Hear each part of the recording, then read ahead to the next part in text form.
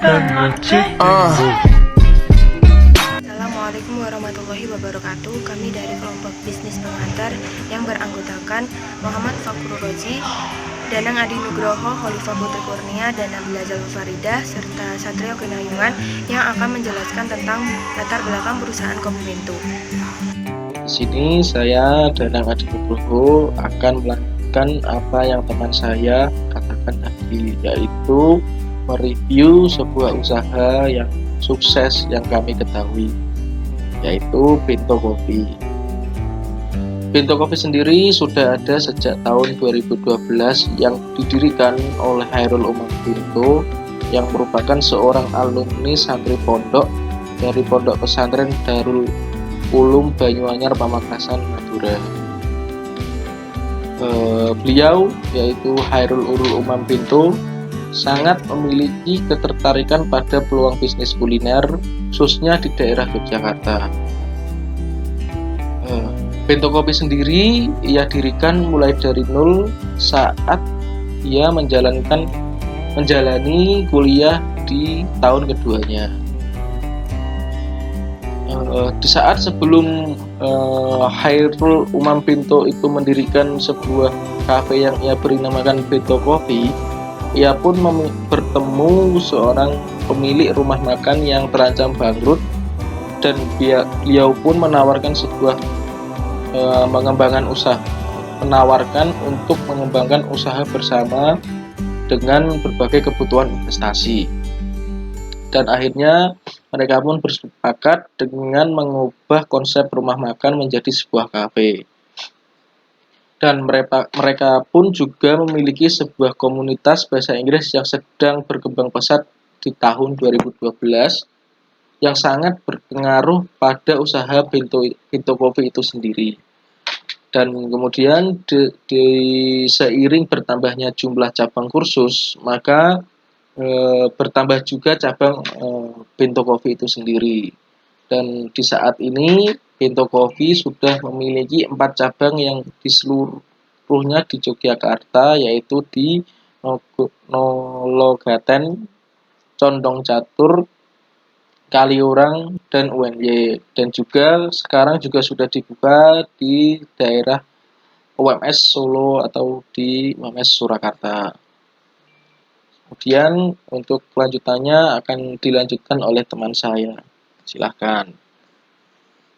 Di sini saya Satrio Kenayungan Muhammad akan melanjutkan review tentang kedai Pintu Kopi yang sebelumnya sudah disampaikan oleh teman saya, yaitu Danang Adi Nugroho. Pintu Kopi juga dikenal sebagai wadah berkumpulnya influencer dan komunitas YouTuber khususnya di daerah Yogyakarta. Hal ini kami fasilitasi dengan menyediakan panggung dan live musik setiap hari yang terbukti mampu menjadi strategi pemasaran yang menarik. Di masa pandemi ini, berimbas cukup signifikan bagi bisnis Pintu Kopi. Dengan himbauan social distancing, pembatasan jam operasional, dan sebagian besar mahasiswa yang kembali ke tempat daerahnya, memaksa manajemen memutuskan untuk menutup sementara Pintu Kopi dari akhir bulan Maret tahun 2020 yang diperkirakan hingga akhir bulan Juni 2020 untuk meminimalisir kerugian operasional. Harapannya, kondisi pandemi dapat segera berangsur membaik dan manajemen siap beroperasi dengan tambahan 2 outlet baru. Dari sekian banyak strategi pemasaran yang dapat diterapkan untuk menyukseskan sebuah usaha, salah satunya adalah dengan Blue Ocean Strategi. Menurut tulisan Afifi, dalam rangkaian kolom 1 tahun 2012 yang berjudul Blue Ocean Strategi dan Ekonomi Kreatif, Blue Ocean Strategi atau biasa disebut strategi samudra biru ini adalah suatu gagasan inovatif tentang menciptakan ruang pasar tanpa pesaing. Blue Ocean Strategi pada dasarnya adalah suatu siasat untuk menaklukkan pesaing melalui tawaran fitur produk inovatif yang selama ini justru luput dari perhatian para pesaing. Lalu, dengan metode strategi pemasaran pada konsep Blue Ocean Strategi akan memberikan gambaran kepada pelaku bisnis atau perusahaan dengan cara mendorong perusahaan agar memasuki sebuah arena pasar baru yang secara potensial diabaikan oleh para pesaing. Yang dimana dari menciptakan area pasar baru itu, perusahaan dapat keluar dari persaingan yang ketat, kata Ardian di tahun 2017. Baik, ada langkah khusus untuk menciptakan samudra biru dalam Blue Ocean Strategy. Langkah khusus tersebut dikenal dengan sebutan skema hapuskan, kurangi, dan tingkatkan, dan diciptakan. Skema tersebut juga akan memberikan manfaat kepada perusahaan seperti mendorong perusahaan untuk mengupayakan diferensiasi dan biaya rendah perusahaan.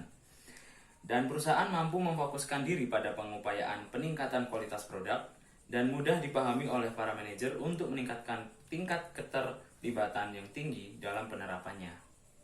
Pertanyaan pertama, apakah Blue Ocean Strategy membantu di masa pandemi ini? Dengan menggunakan langkah khusus dan beberapa alat dan kerangka kerja, Blue Ocean Strategy pelaku bisnis dapat menggambarkan perumusan strategi yang baik dan alternatif solusi yang tepat dalam pengembangan usaha, terutama untuk kedai bento kopi yang menjadi objek dalam penelitian ini. Juga dengan adanya perumusan strategi yang baik dan pengembangan dari alternatif solusi yang tepat ini pula akan membantu pihak manajemen kedai bento kopi tidak hanya memenangkan dalam persaingan, tetapi juga akan menciptakan ruang pasar baru pada kedai kopi yang unik dan inovatif daripada kedai kopi kompetitor. Sebab itu, fokus penelitian ini adalah bagaimana cara membuat rancangan usulan strategi pengembangan usaha di kedai bento kopi menggunakan pendekatan metode Blue Ocean Strategy.